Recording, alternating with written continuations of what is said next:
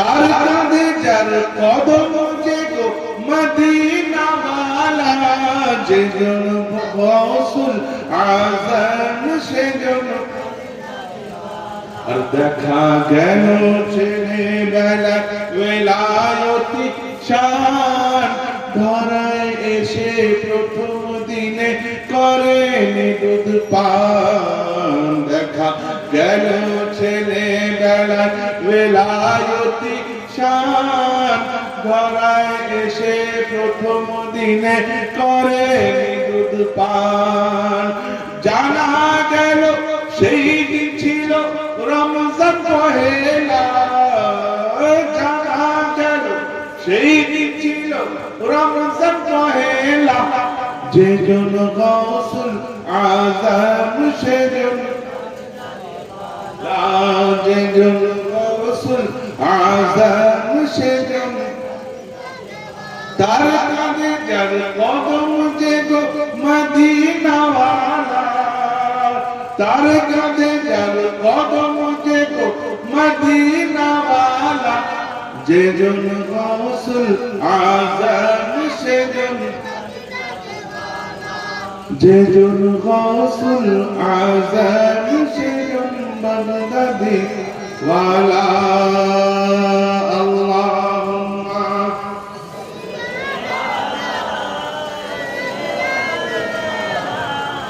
মাওলানা মুহাম্মদ ওয়ালা।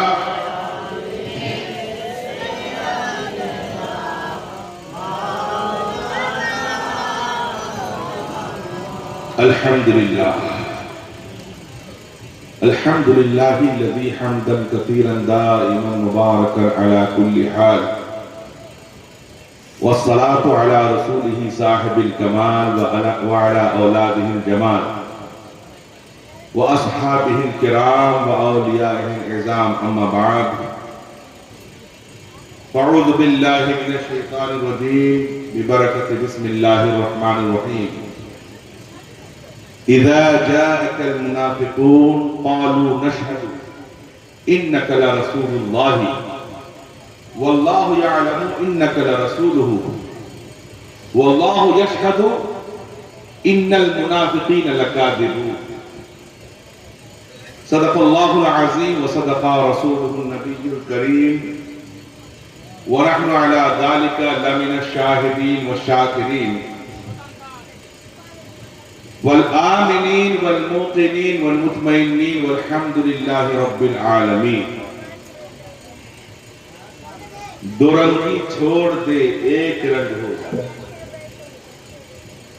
दो रंगी छोड़ दे एक रंग हो जा, सरासर मोम हो जा संग हो जा।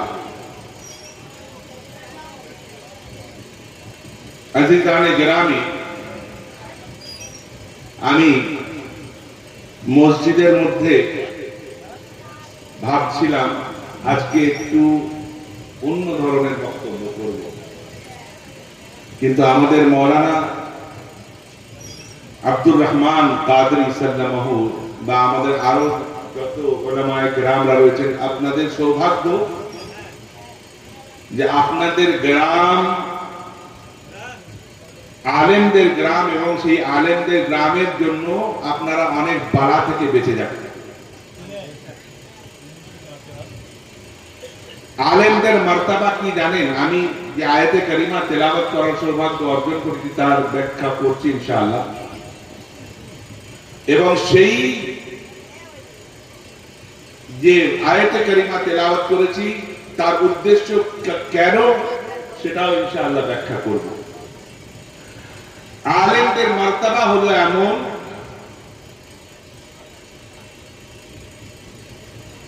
হাদিসে পাকের মধ্যে আছে ইহানাতুল উলামায়ে কুফর, আলেমদের তাওহীন করা হচ্ছে কি কুফর। তাহলে আপনারা অনেকেই বলবেন যে তাবলীগ জামাতে তো বড় বড় আলেম রয়েছে, এখন জামাতে ইসলামী তো চলে এসেছে, জামিয়াত উলামায়ে হিন্দ এসেছে, লামাজহাবি এসেছে, গায়র মুকাল্লিদ, আর আজকাল ব্রাদার সিস্টার হ্যাঁ, সব চলে এসেছে। হ্যাঁ, যে বাংলা ছাড়া হাদিস পড়তে পারে না সে মুহাদ্দিস, সে শাইখুল ইসলাম মুমতাজুল, যার মাথায় নেই সুন্নতি চুল, এবার পড়ে ভুল ভুল, সে আমার শাইখের ভুল। বুঝতে পারছেন না? এরাও এদেরকেও মাওলানা বলে, মুফতি সাহেব বলে, আলেম বলে। তাহলে এদের কি ইহানত করা কুফর? এদের কি তাওহীন করা, এদের অসম্মান করা কি কুফর? থাম, ঠিক দেবে এখন। এদের কি অসম্মান করা কুফর? না, এদের অসম্মান করা কুফর নয়, বরং এদের অসম্মানের কথা বলা হচ্ছে সওয়াবের। যারা দুশমনে রাসূল রয়েছে, সেই দুশমনে রাসূল যদি পৃথিবীর সমস্ত আলেমদের সেরা হয়,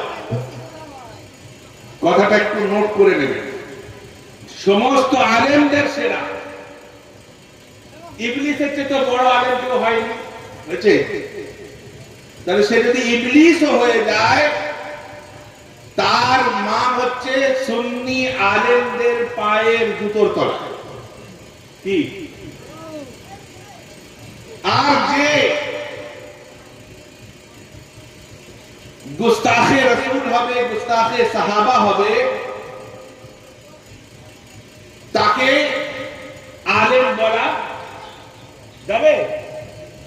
কিন্তু যে আহলে বাইতের মুহিব হবে, আলেমও হয়েছে, মুহিব্বানে আহলে বাইত হয়েছে, মুহিব্বানে আসহাবায়ে কেরাম হয়েছে, সাহাবায়ে কেরাম হয়েছে, মুহিব্বানে আইম্মায়ে দ্বীন হয়েছে, মুহিব্বানে আউলিয়ায়ে কামিলিন হয়েছে। এদেরকে যারা তাওহীন করবে, এই ধরনের আলেমদের তাওহীন করবে, তাদের ব্যাপারে বলা হচ্ছে যে ইহানাতুল উলামায়ে কুফর। তো ভাই, আপনারা সৌভাগ্যবান যে আপনাদের গ্রামে একটা নয় চারটে আলেম আছে, তাই তো? পাঁচজন, এক হাফেজ সাহেব দুজন, তাই তো? হাফেজ সাহেব দুজন, মাওলানা সাহেব পাঁচজন। দেখেন, পাঁচের নিসবত রয়েছে, আবার দুইয়ের নিসবত রয়েছে। পাঁচে কি হয়? 75। আর দুয়ে আমার রাসূলের বাগানের দুই ফুল, হাসানাইন কারীমাইন। তো ভাই, এবার আমার বলার উদ্দেশ্য হচ্ছে, আমি যে আয়াতে কারিমা তেলাওয়াত করার সৌভাগ্য অর্জন করেছি, ইযা জাআকাল মুনাফিকুন, যখন মুনাফিকরা আপনার কাছে আসে, কথাটা একটু ভালো করে বুঝবেন। দেখেন, আজকাল শুধু ওয়াহাবি তাবলীগদের মধ্যে মুনাফিক নেই, আমাদের নামধারী কাদরীদের মধ্যে মুনাফিক ঢুকে গিয়েছে। কি ভুল বলছি? নামের শেষে কাদরী, নামের শেষে গস পাকের গোলাম, কিন্তু চলছে শিয়া মতবাদ। তাহলে এটা কি হলো? মুনাফিক হলো না? হ্যাঁ, কি মুনাফিক হলো না? নামে আবার কিছু মুনাফিক আছে যারা আজমের শরীফেও যায়, যারা আমাদের পাথর চাপড়িতেও যায়, যারা মঙ্গলকোট শরীফেও যায়, যারা মেদিনীপুর শরীফেও যায়, আবার বাস ভাড়া করে সমস্ত ওলিয়ার দরবারেও যায়, আবার চিল্লাতেও যায়।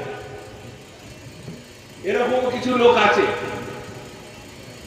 আবার বলে আশরাফ আলী থানভী বা ওয়াহাবীদেরকে কাফের বলা কি যাবে না। তো ভাই,